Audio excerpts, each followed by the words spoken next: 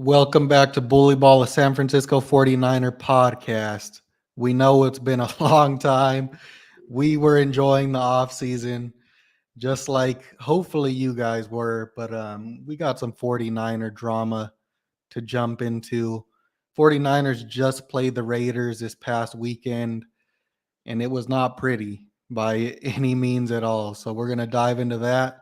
So stay tuned. Tony Montana, check up by my ear. Tony Montana, I'm about to cut. So like Joseph said, looking at the game 49ers just played against the Las Vegas Raiders, it was a butt whooping for sure. You know, the Niners got their tails spanked in the first preseason game of the 2023-24 season. 34-7. Some stats real quick. You know, looking at this is the big picture. This is the biggest thing everybody cares about right here. Trey Lance went 10 for 15, 112 yards and a touchdown, which was iffy. Sam Darnold, 5 for 8, 84 yards. And then Brandon Allen, 5 for 8, 36 yards and an interception. The best running back of the game for the Niners was Tyrion Davis-Price, 9 carries, 29 yards. Nothing too impressive there. Ronnie Bell was the leading receiver with 3 receptions, 58 yards. And then the leading tackler on defense was Jalen Graham and Marcelino McCrary-Ball, both tied with 5. Like Joseph said, the drama. The biggest thing to talk about first, you know, quarterback Trey Lance had a rough outing out there. You know, he had almost 2 should be interceptions, really. One of them was a tipped pass by the Raiders safety that ended up turning into a touchdown for Ross Dwelley. And then another one, I don't know what he was looking at right across the middle. I think he was trying to get it to Chris Conley, and the linebacker just stepped right in front of it but dropped it as well. So he almost had 2 near interceptions. Just looked all out of sorts, you know, timing wasn't there, looked rushed, just not comfortable in the pocket. Granted, our O-line wasn't playing the best either. Nick Sakel and Matt Pryor were giving up a ton of pressures. They both, I think, gave up a sack apiece or so. Those are some issues. And, you know, Kyle Shanahan said that 2 of the sacks, so Trey Lance took 4 sacks total. Kyle Shanahan said 2 of the sacks weren't on him, and then he said 2 of them were on him. So, Joseph, what are your overall thoughts about Trey Lance's performance in this game? Yeah, you know, it didn't look good at all by any means. Obviously, he had some good throws, you know, over the middle from time to time. He threw that one like 20-yard dart to Chris Conley, and I think there was another one. Was it also to Chris Conley over the middle? But just right off the bat, it just looks like he needs more time. He's not ready to lead an offense on a playoff contending team. And what I mean by that is it doesn't look smooth whenever he's on the field. You know what I mean? Yeah, you may have a good drive here and there, but it's never going to be efficient. You know, he misses a couple of the easy reads. He makes a couple of the shot plays, but it's just never going to be consistent until he learns, you know, how to read the field a little better and just gets more playing time under his belt. You know what I mean?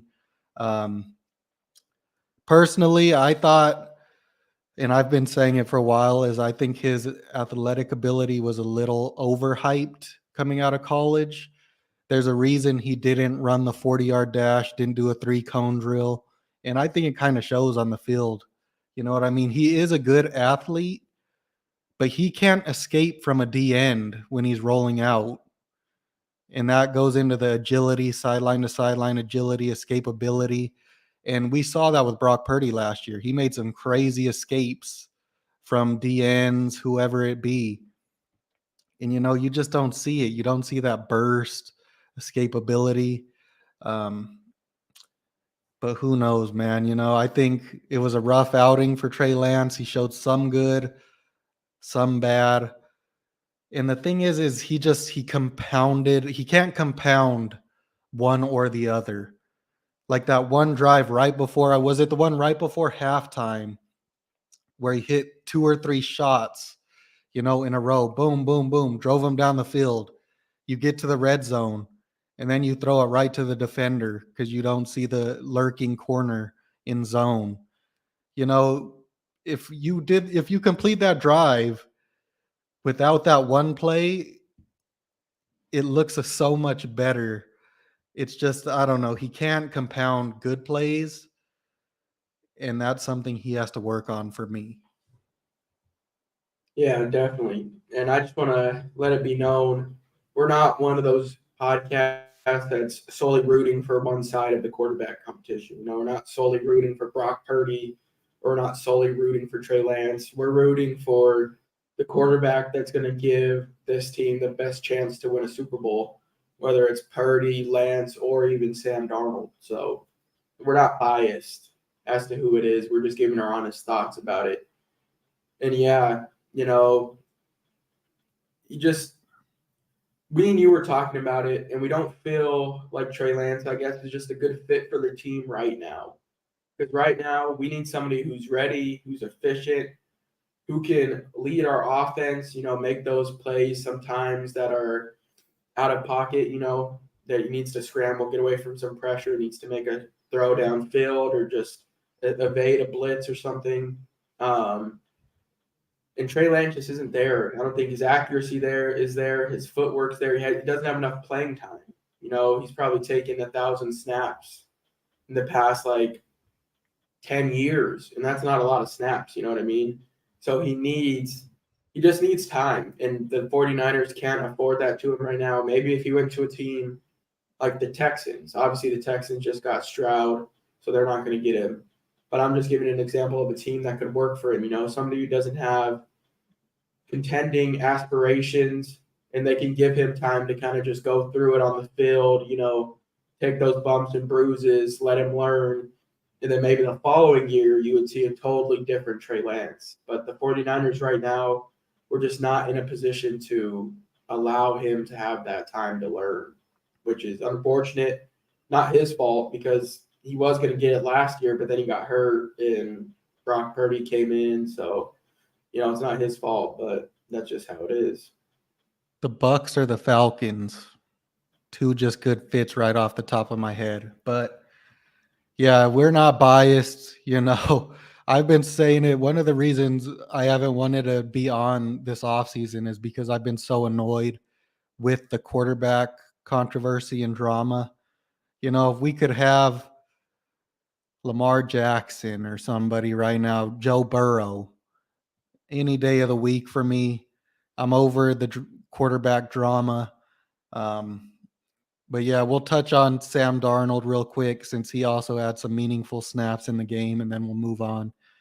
What did you think of Sam Darnold? First play comes out, takes a shot, and puts it right on the money to Ronnie Bell, who we will touch on later as well.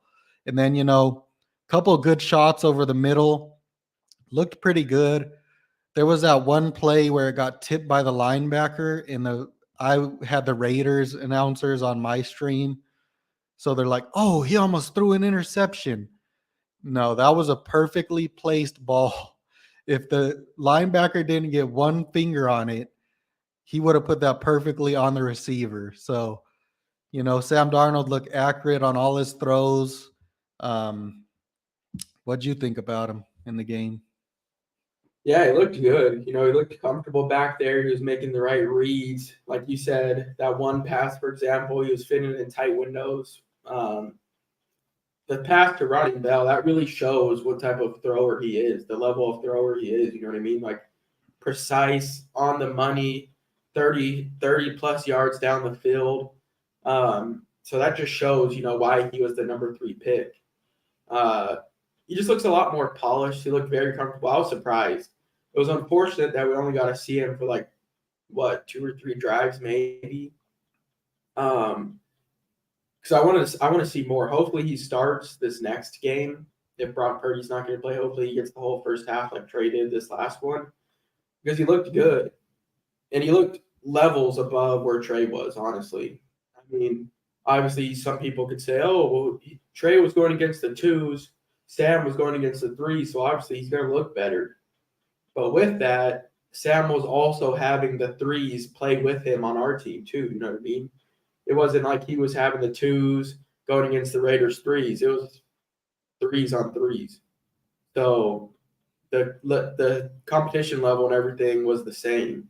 But yeah, he looked good. He surprised me.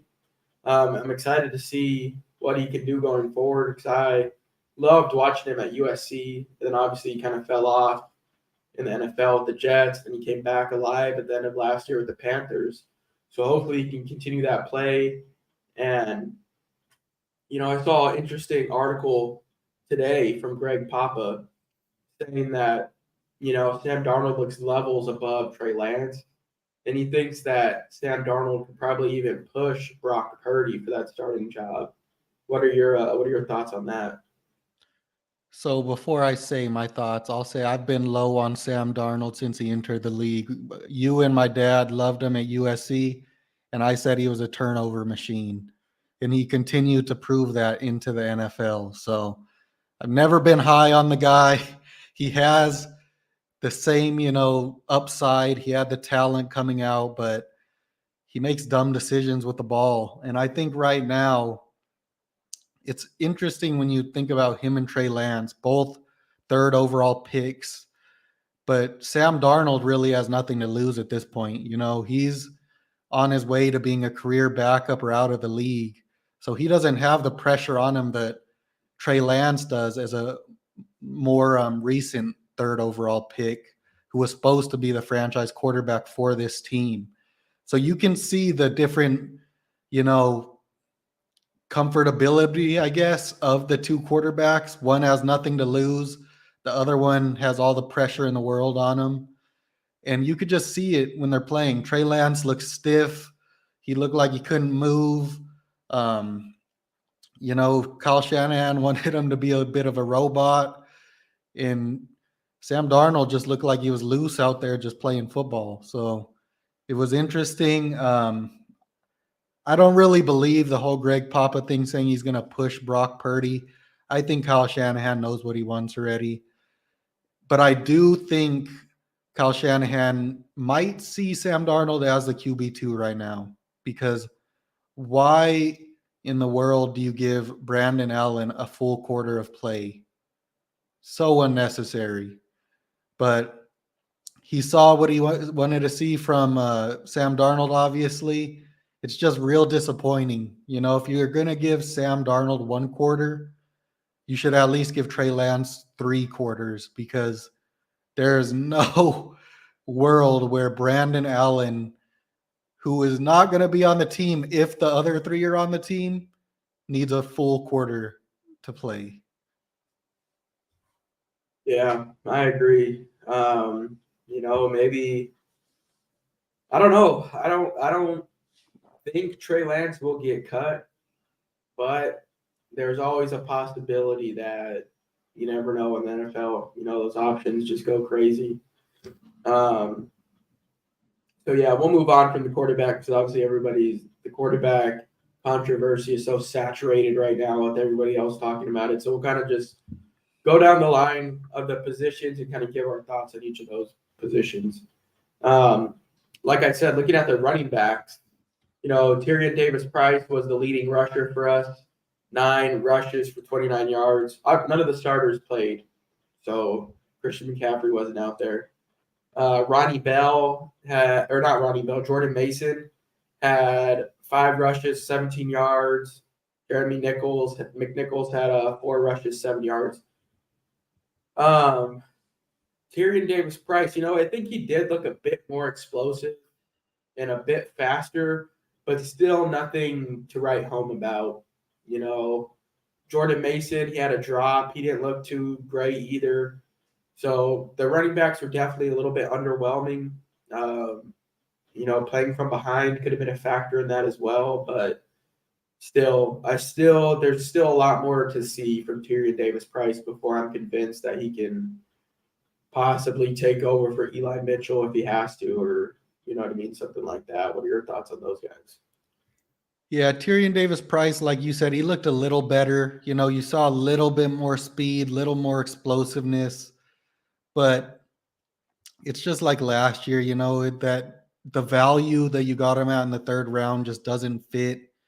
And we saw it too. He blew a pass block, which I believe led to a sack. Um, I forget who was at quarterback at the time, but same thing. I don't know if he probably makes the team this year, but I don't know. Um, Jordan Mason probably had a touchdown on that screen if he caught the ball. So that's a bit disappointing because they did say, hey, this dude can catch this year in the preseason, or I mean in the offseason. And then he drops it. So that was disappointing. I was real disappointed to not see Laybourne. I believe he had one carry. Is that what you said? Yeah, one carry like at the very end of the game. Um, Kind of feels like they might be doing the same like Jordan Mason thing they did last year where they didn't give him any work because when he did get some work, he did well and then he probably would have got poached. Don't know if that's happening here, but why give him one carry and give McNichols a ton of carries who's been on and off the team for years? Kind of confusing to me there. Um, but yeah, with the line issues they were having all day, you couldn't expect anything from the running game. So hopefully they could shore up the line issues or get something going because you got to see something from these running backs in these next 2 weeks. Yeah, definitely. Looking at the O line, I think it started out left tackle was Matt Pryor, correct? Matt Pryor, Nick Sakel, Feliciano, Poe, and then right tackle was it Manning? Il Manning? I think Leroy Watson was at left Leroy tackle Watson, and Matt Pryor was at right tackle, I believe, to start. But then Leroy ended up on the right side, and I'm not sure who ended up on the left side. I think it was Il Manning, like you said. Yeah. Those guys look very concerning to me. They did not give Trey any time or any other quarterbacks in general, really. Nick Sakel, for that being their star possession guy, we watched him for 4 years at Fordham. He looked terrible. He did not look good at all. Gave up a pressure and I think a sack. And then Poe kind of looked clueless out there at times, our guy Poe, but just saying it how it is. He missed a couple of blocks. I saw on a pull, he missed one blatantly. So yeah, the second string offensive line definitely needs some work for sure. What are your thoughts on those guys? Yeah, the whole line was terrible all day. I think I saw a few good reps from Leroy Watson when he was at right tackle. I saw him pancake a dude on a pass block. Couple good reps I noticed. I believe I saw Il Manning had a good PFF score, and there was one other player. I think it was the backup center. I don't know who that is off the top of my head, but I believe those three were the ones that had the highest PFF grades, and that's relatively what I saw, just on the field. But yeah, man, if any backups have to play, it's going to be tough. And we still don't even know what you have in Colton McKivitz. So, man, it's really tough that the 49ers didn't use this draft to shore up the lines. They went everywhere else but the lines, and they are weak this year now for the first time in the past couple of years. It's going to be rough. Yeah, Jalen Moore obviously wasn't playing either. He's going to be like the second string left tackle, I believe, but he wasn't playing, I think, because of injury or something. But yeah, this is from David Lombardi. 49ers rookie Il Manning was the team's top graded pass blocker versus the Raiders. Didn't allow pressure on over 17 pass reps at left tackle, even though he's only 6'2". So that's a person to keep an eye on. Moving on, kind of look at the receivers, tight ends. As I mentioned earlier, Ronnie Bell led the charge with 3 receptions, 58 yards. He also had that I don't even know what you would call it, like a forced interception almost. He gave up a pick, went right through his hands, right to the defender. Could have easily caught that. Kyle Shanahan said that was his best route in the game, but it was unfortunate that he gave up that pick. But he looked pretty good, surprising. I was telling Joseph during the game, he kind of reminds me of Dante Pettis. But obviously, Ronnie Bell, you're getting at a greater value because you drafted him in the 7th round. So that's something to keep your eye on. He was returning punts and kicks, which looked very questionable to me. They said he looked great and looked comfortable out there, but he looked very questionable. Like receiving the ball, not calling a fair catch and getting blasted. I think he did it like twice or 3 times. It was giving me PTSD from fucking Kyle Williams and Ted Ginn. So that's something we have to watch. Second in receiving was Chris Conley with 3 receptions, 47 yards. Troy Fumagalli led the tight ends with 2 receptions, 30 yards. Isaiah Winstead, the undrafted rookie, had 2 for 22. And then a couple other guys, 3 couple receptions, something like that. Cameron Latu, very underwhelming, kind of what we expected. Throughout camp, everybody said, oh, he's having trouble with drops. And then in this game, he is 1 reception that he gets, he fumbles. So I'm very down on the 49ers 3rd-round pick, Cameron Latu. I was down on him in the draft. I'm probably more down on him now. But yeah, Ronnie Bell looked good. Possibly could make the roster just because of his special teams ability. Chris Conley looked pretty good too. Kind of looked like everybody's favorite target. So that's a guy to watch. What are your thoughts on those receivers and tight ends? Yeah, Ronnie Bell looked promising. Good possession style receiver. Not very fast, but he did beat the guy on that deep ball. That interception was unfortunate. We've heard it all offseason. The 49ers are dealing with drops. And I don't know if they need to hit the jugs or something as a team, but that can't be happening. With Ray injured, I really believe he might make the team. We'll see about that. Returnability, not great. He was catching the ball securely, but questionable, not calling fair catches. And he doesn't have that explosiveness you need from a returner, that 10-yard burst. Once you catch the ball to get going and get up the field, he don't have it. But I was impressed with him. Chris Conley, like you said, he looked great. I really think the 49ers will try to put him on the practice squad, try to elevate him, if they need him on game days. One of those vet guys that they do that with. Cam Latu, man, we said that pick was a waste when they drafted him, not because of the player, just the value, what you needed on the team. It was a waste. And he has been terrible this offseason. It is what it is. And it showed up on game day. So, man, this draft class could come back to haunt the 49ers. And these players could end up okay, but they didn't draft positions of need.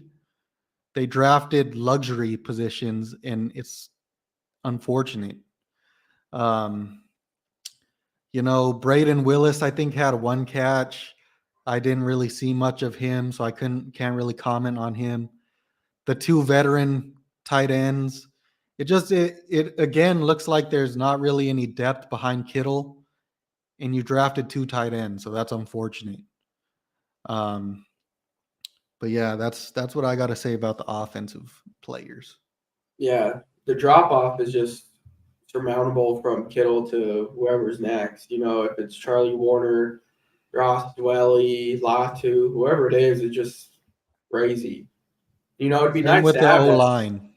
Yeah, exactly. Same with almost the whole team, it looks like.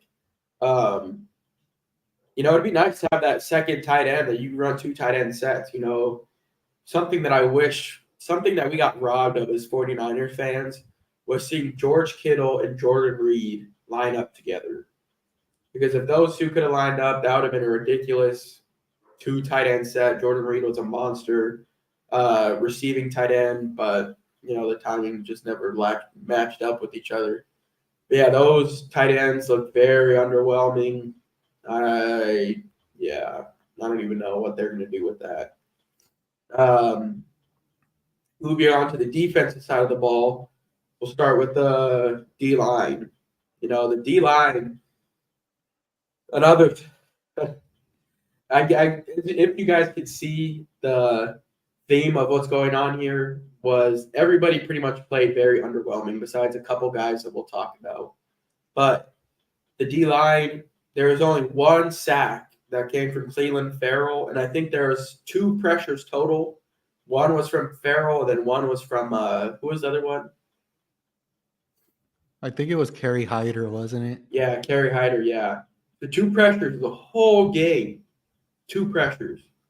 That's ridiculous. I don't care if that's your second, third stringers, whatever, because one of those guys, or at least 2, 3 of those guys, are going to have to produce somewhat. They're going to get playing time. Kevin Givens, Cleveland Farrell, Austin Bryant, the way Kerry Hyder, the way the front office set this season up, those guys are going to need to produce, and they did not produce at all. At all. No pressure at all. They let that Aiden O'Connell, the rookie for the Raiders, the rookie quarterback, look, according to the Raiders announcers, that dude looked like freaking Joe Montana back there, supposedly. But yeah, the D-line was very underwhelming, and that's very concerning because you're obviously Nick Bosa. Who knows what's going on with Bosa? Hopefully we can get him in before week 1. I mean, the way it's going now, who knows?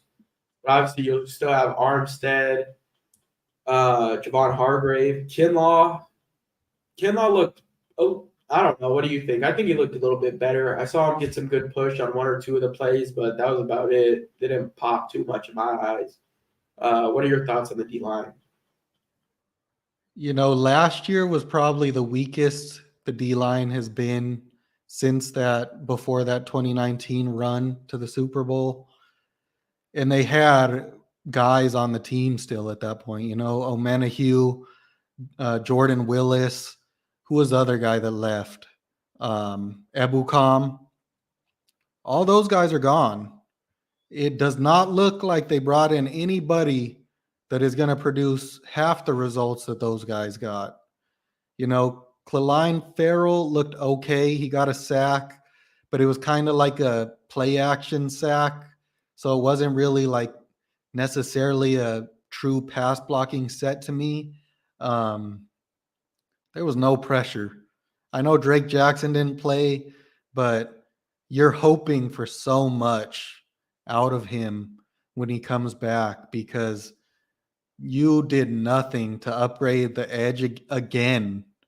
If Nick Bosa's off the field, and he's going to be off the field at times, who's going to get pressure off the edge? I don't know. It's rough. They upgraded the interior with Hargrave, so you're starting 3 out of 4 looks really good, but other than that, the depth is terrible. This is the worst depth since before 2019. Like, it's going to be a struggle. And Kinlaw, man, they were hyping this dude up again for some reason. And, he did get good push once or twice, but he was pushing himself out of the play. And then also there was a couple plays. He goes exactly where that offensive lineman wants him. It don't matter. He'll let them turn him and take him where he wants to go. I don't know, man. That dude, it's time.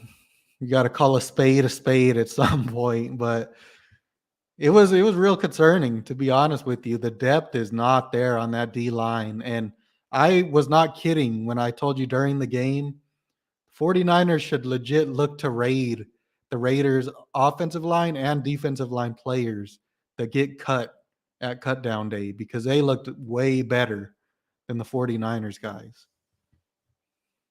Yeah, definitely. And, hopefully we don't fall victim to what happened last year because we were saying it all season. It almost seemed like if Nick Bosa wasn't getting pressure, the D-line just wasn't going to get pressure in general.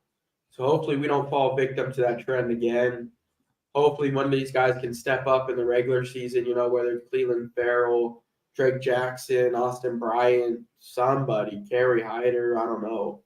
hopefully one of them can step up and really take the bull by the horns at that opposite DM position.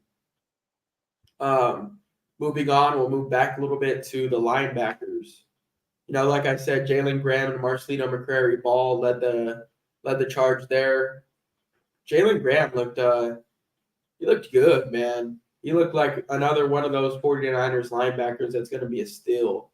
He was shooting gaps, flying around, super fast, making great tackles, great reads. D. Winters had 2 tackles, but Jalen Graham looks a step above to me. If there's already an injury, I think Oren Burks got hurt with something. I don't know how long he's going to be out. But Jalen Graham, if he continues to ball out this preseason, he could possibly look to compete for that third linebacker position. What are your thoughts on the linebackers? Yeah, it goes with the trend. Like I was saying, they drafted luxury. What is the best position on the football team? The linebackers. You already have your starters, and now you have a second set of starters. Essentially, both of the rookies looked real good. D. Winters looked a little less than Jalen Graham, but he was still flying around sideline to sideline, making plays. I could see one of the guys getting traded, like the 49ers have done in the past, trade one of the linebackers for like a 5th, because they're all good.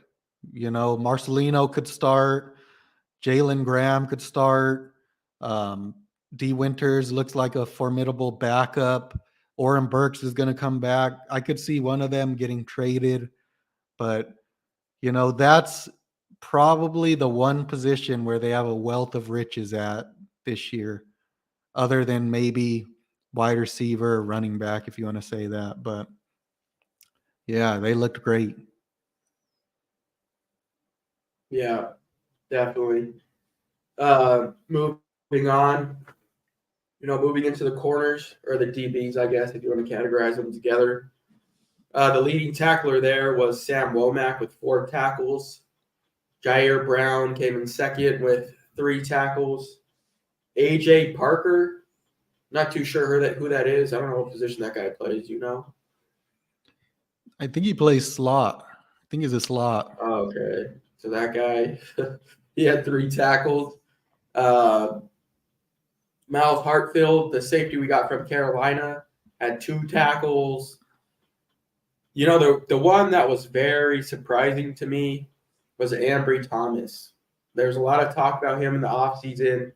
We had a podcast with an interview with Matt Mayoko, and he said, yeah, he put on some weight. He trained in the offseason with Mooney Ward.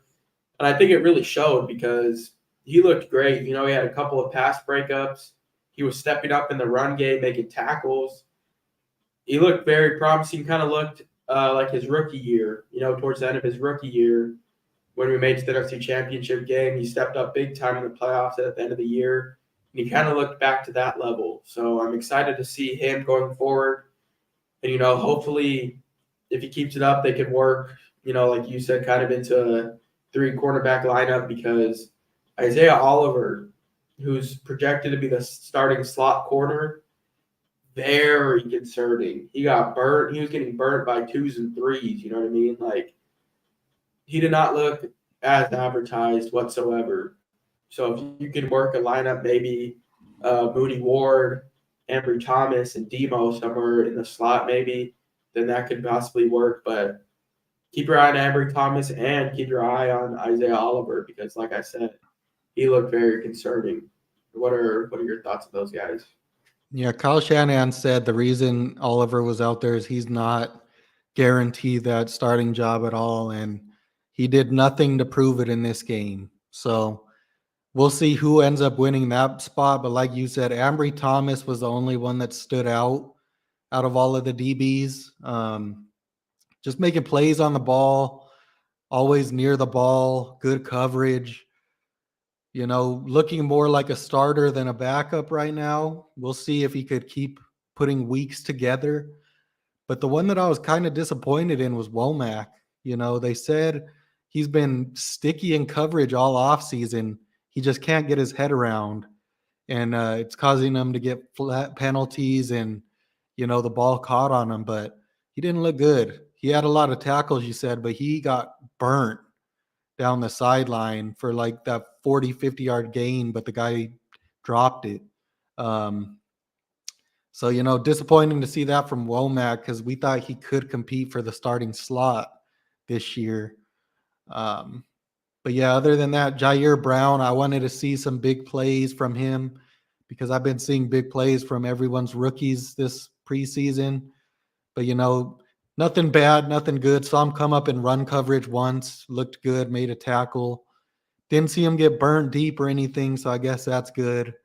But nothing too crazy to note from them. Other than that, DB's not much to say, really. There was a lot of guys getting wide open on crossing routes and stuff. So that's probably more of a scheme concern than the players, but still a concern. Yeah, definitely. Moving on, kind of looking at the specialists now. Like we said, kick returns, Ronnie Bell had 3 for 57 for a 19-yard average. And Deshaun Jameson had 2 returns for 37 yards for 18.5-yard average. Personally, I thought Deshaun Jameson looked a lot better than Ronnie Bell. He looked more explosive. He looked like he was a tackle or two away from actually breaking a long one. To where Ronnie Bell kind of just looked.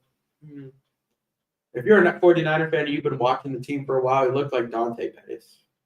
Just kind of like not very explosive, just kind of like a strider, like a smooth strider, but not really going to threaten you to take it deep. You know what I mean? Deshaun Jameson, though, looked explosive. He was finding holes, bursting through them. So I want to see more of Deshaun Jameson returning kicks and punts because it looked good.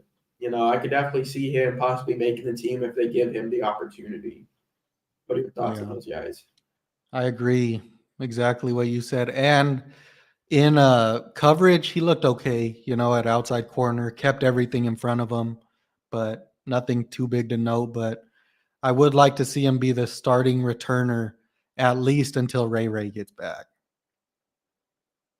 Yeah, I agree. I don't know if we'll see that, though, because Shanahan said that they really liked him at returner. I didn't really see it, but, maybe that's why we're not head coaches. Yeah. Oh, and now the big one. 3rd round draft pick. Kicker.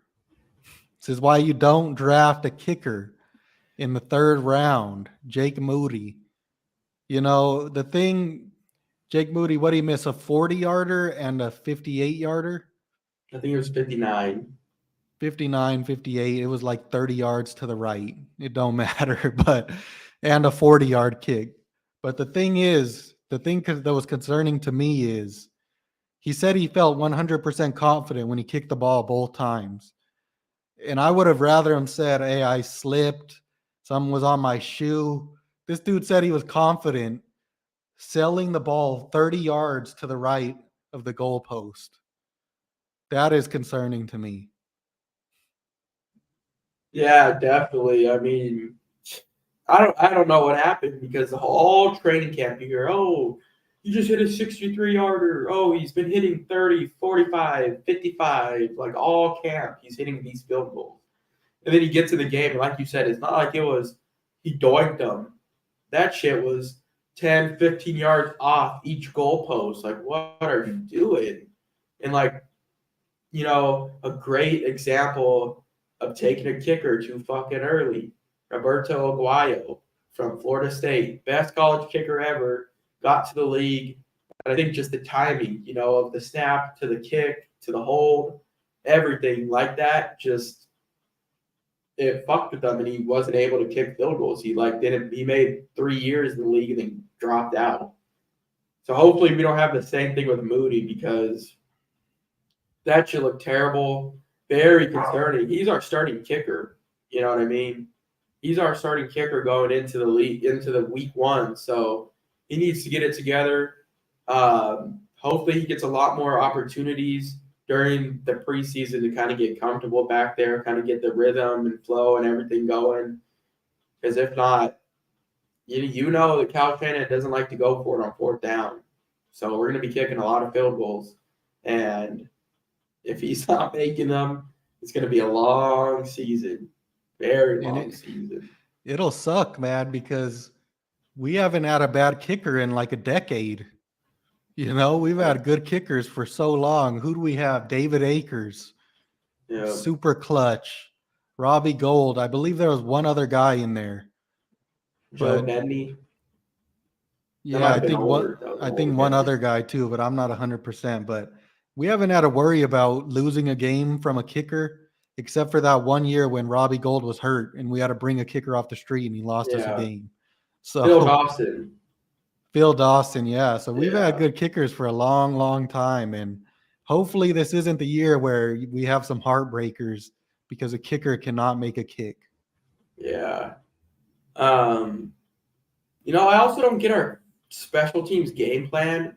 You drafted Jake Booty to kick the ball out of the end zone on kickoffs. Why? I mean, maybe because it's preseason, you know, you want to see guys running down the field and make tackles on kickoff and punt and everything. Maybe that's why they were doing the directional kick. But if we're taking that into the regular season, the special teams coordinator needs to be fired because we've had way too many kicks almost returned on us last year because we couldn't kick it out of bounds. So they need to fix that ASAP. And then the last guy who was on the field way too much. This dude was on the field way too much. Mitch Wisnowski had 5 punts for 245 yards with a 49-yard average. So that's pretty good. You know, what are your thoughts on Mitch? I'm glad the back isn't affecting him.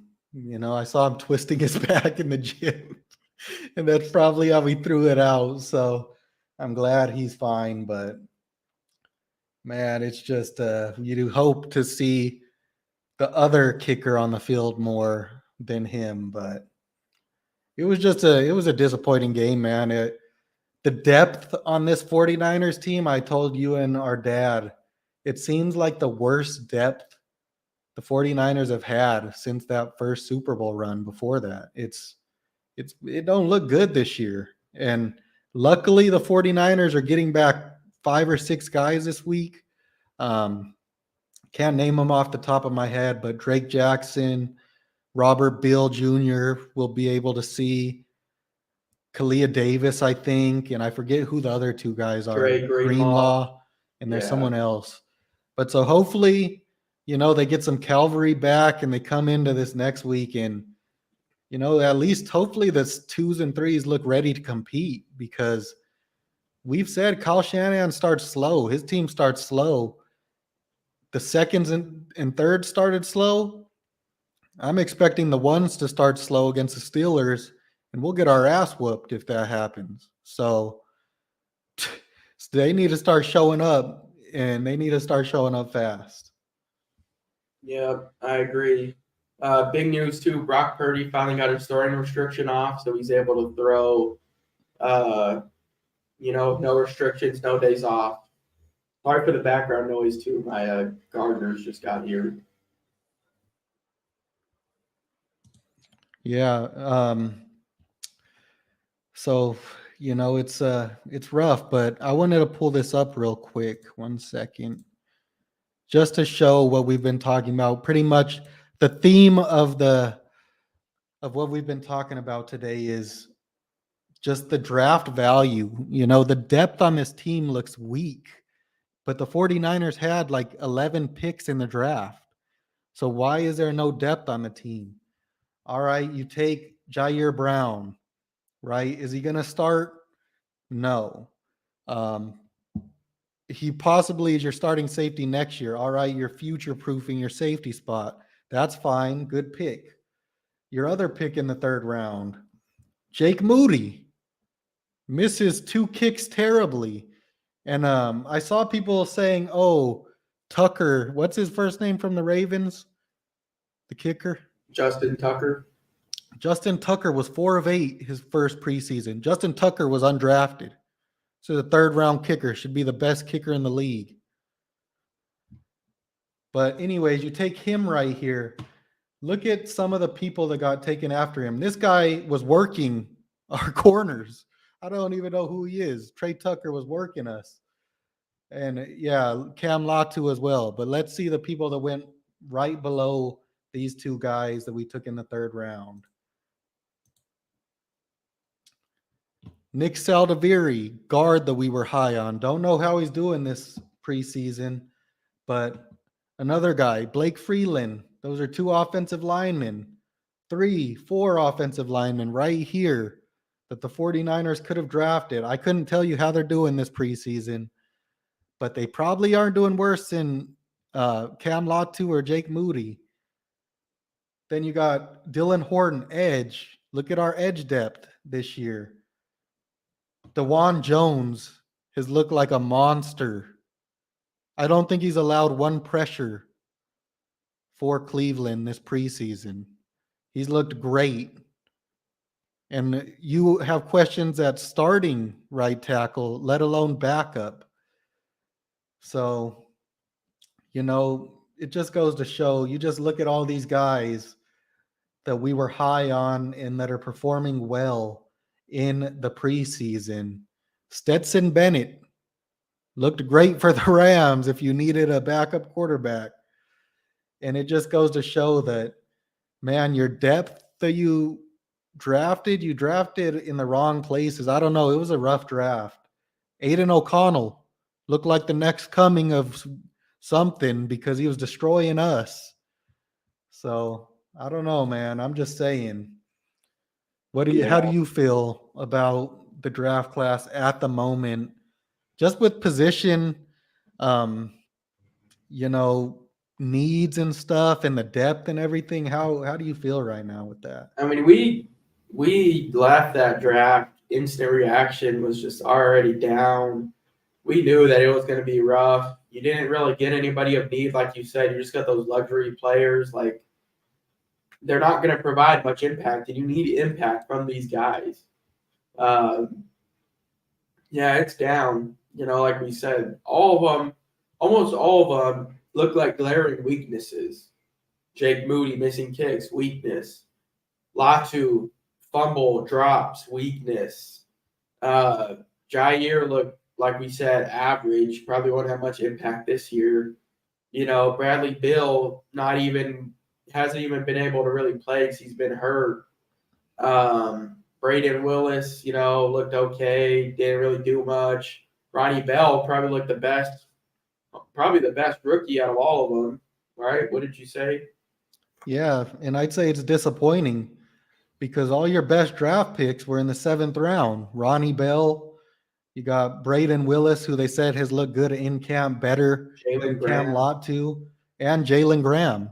Probably your best 3 were the last 3, and the other ones looked rough.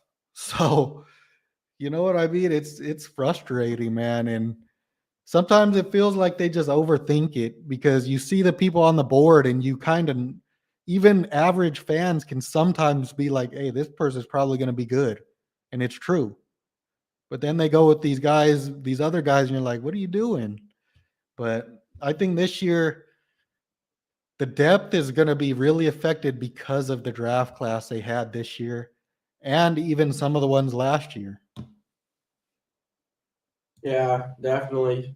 It's a continuing trend, too, that the 49ers continue to drop the ball in the early rounds of the draft. You know what I mean? They continue to happen the last few years. Luckily, we could hit on a few guys at the back of the draft, but eventually that's going to catch up to you because, like last year, who's still producing? Drake Jackson still producing this year. He'll probably have a significant role this year. Tyrion Davis-Price, no production last year. Who knows what he's going to do this year? Danny Gray, same thing. Who knows what he's going to do this year? Spencer Burford, starter. Womack, probably not much production. Nick Sakel, not much production. Kalia Davis, nothing. Tariq Castro Fields, not even on the field anymore. No pun intended. And then Brock Purdy, obviously we know what Brock is. But, that's ridiculous. how many guys are producing from that draft class? 2, 3, maybe. You know what I mean? Like, it's just, yeah, you bring it on yourself, I guess. And it's hard because you give up all those picks for Trey Lance, so you need to hit on as many picks as possible. You can't miss when you give up that many picks. And it's not even that they missed. You drafted the wrong spots. You have no depth on the team this year because of it. But, hopefully they get better as preseason goes on. We'll see how the roster shakes out. I really, really, really think the 49ers are going to have to raid some other teams, rosters during cutdowns for some depth, because the lines, man, they're just rough. They're going to be raiding teams for depth on the lines. Yeah, who would have thought? Because usually the 49ers ways to build from the lineup. You know what I mean? So, you have any closing remarks? It felt good to get back on, talk to you guys a little bit. It's been frustrating offseason for me. These content creators, these 49er content creators, man, there's some good ones. There's some bad ones, but I don't know why nobody can get along. It's annoying. Everyone wants to fight to get views, say dumbass shit to get clicks. It's so annoying. So, I like to do our podcast just so we could talk, get out how we're feeling, but we're never going to try to bash anybody. We just say it how it is, how we feel. It's not for clicks. We're fans of the team, just like everybody else is just a fan of the team.